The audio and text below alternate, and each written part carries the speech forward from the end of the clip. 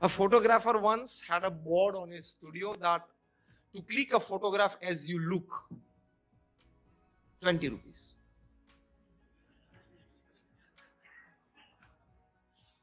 To get a photograph clicked as you think you should look, 30 rupees. To click a photograph as you think people should be thinking of you, 50 rupees.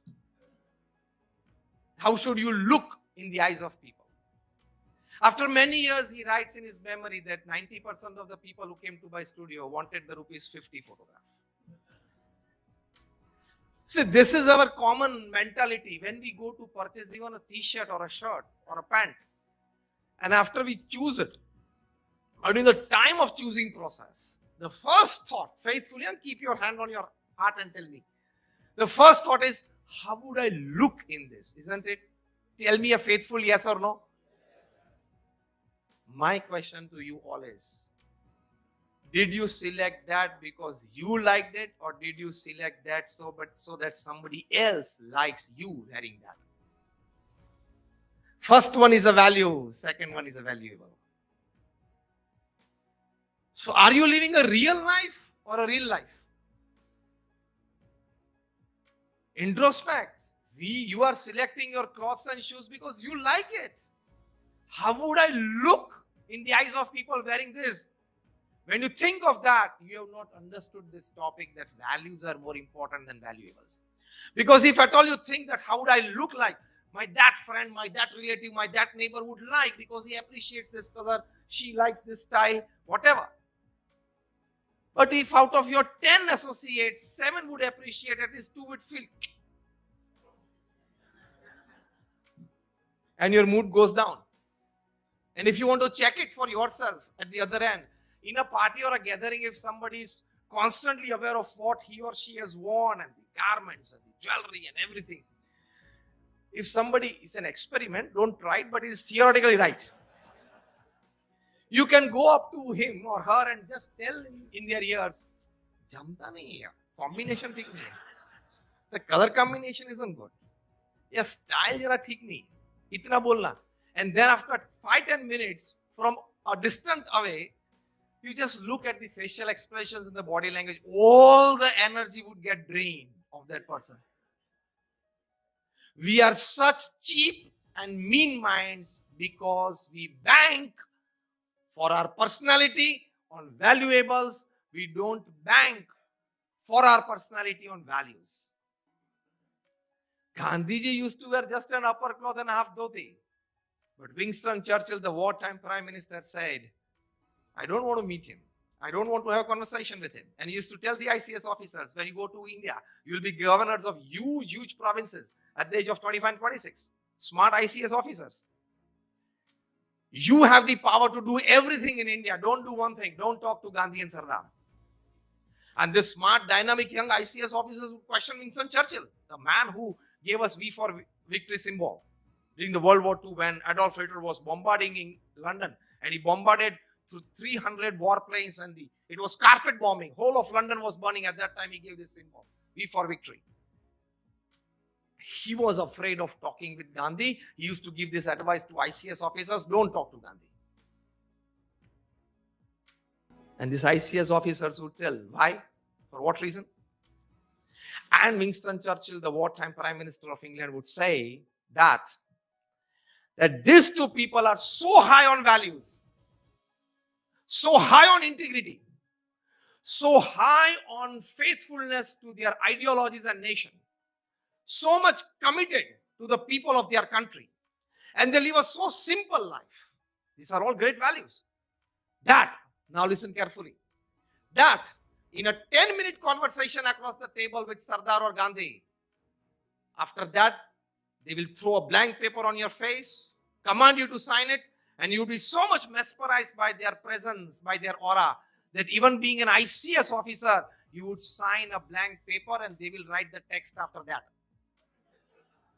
They have the power to officially take your resignation and send you back to England. Power of values. When our Guruji Pramukh Swami Maharaj met Bill Clinton in Miami, in Florida in the year 2000, Pramukh Swami Maharaj's age was 80 years. A saffron-clad person from India, 80 years of age, not being able to speak a single sentence in English. Imagine the 22-minute meeting between the two. And Bill Clinton, one of the most charismatic presidents of US, 6 feet 3 inch height. He was the governor of Arkansas for about 2 or 3 terms. And in the midst of depression, he had, by his policies, by his economic policies, he had held the dollar. And if you want to put his charisma, it is in the line of George Washington, Abraham Lincoln, John F. Kennedy, such charismatic presence. And the President of America is like the king of the world, because the top 500 institutions of the world, from IMF to United Nations to UNICEF to World Health Organization, they run on American money. Dollar is that powerful, and defense power, R&D power of America is unbelievable. They are the largest and the strongest economy of the world. And Bill Clinton, after the 22-minute meeting, actually must have been just 8 or 9 minutes of conversation, because Bill Clinton would talk in English. One of our saints would that be an interpreter, tell Pramukh Swami Maharaj in Gujarati. Pramukh Swami Maharaj would answer in Gujarati or ask something in Gujarati. Interpreter would tell that in English. So in the 22-minute meeting, it would just have been a 7 or 8 minute conversation. In that, Bill Clinton was so much impressed. He said, now I'm quoting him, not just word to word, but letter to letter. Bill Clinton said, I have not seen such expressive eyes full of integrity in my life.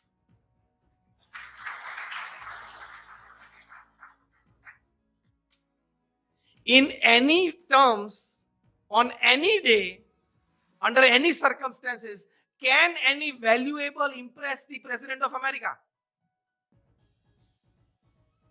Values have the power to impress the President of America in this attire by an 80-year-old person, not speaking a single word in English. And Pramukh Swami Maharaj, towards the end of the conversation, just held Bill Clinton's hand.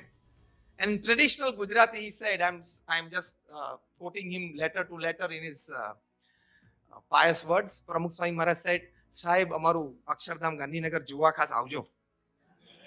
And the interpreter said that he's inviting you to Swaminarayan Akshardham at Gandhinagar. Bill Clinton said, when he's inviting, I will come. And he came. This is the power of values.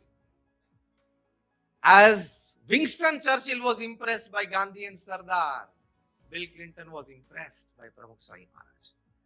To impress the President of America in the first meeting is not a joke. As I said, he's the king of the world. If he dreams something tomorrow morning at 5, his time, at 10, he can. And if America goes with its full power in war with any country of the world, within 72 hours, it can bring that country to its knees. It has that power. That president getting impressed. Same happened with Tony Blair, the then Prime Minister of England, when they met Pramukh Swami Maharaj. Same happened with John Major, ex-Prime Minister of England, when he was the Prime Minister and met Pramukh Swami Maharaj. And in 2015, our Honorable Prime Minister Narendra Modi ji, he tweeted on the 95th birthday of Pramukh Swami Maharaj, simple words, but very expressive. He said that I have learned some of the most valuable wisdoms of my life through my meaningful conversations with Pramukh Swami Maharaj. So when you have values in life, you don't need valuables. You don't need valuables. People will create valuables in your name. Statue of Unity. When you have values in your life, and Sardar Vallabhbhai Patel passed away, he was the Deputy Prime Minister and the Union Home Minister of India. And he had just 735 rupees in his bank account. Because he had just 735 rupees in his bank account as the Deputy Prime Minister and the Union Home Minister of India, this 2,200 crore Statue of Unity. Had there been a few more zeros behind that 735, as normally happens today, had there been a few more zeros behind that 735, this statue wouldn't have come up. Sorry. That means values have the power to create valuables in your name. Unlimited possession of valuables don't have the power to create value of yours, that is your place in the hearts and minds of people.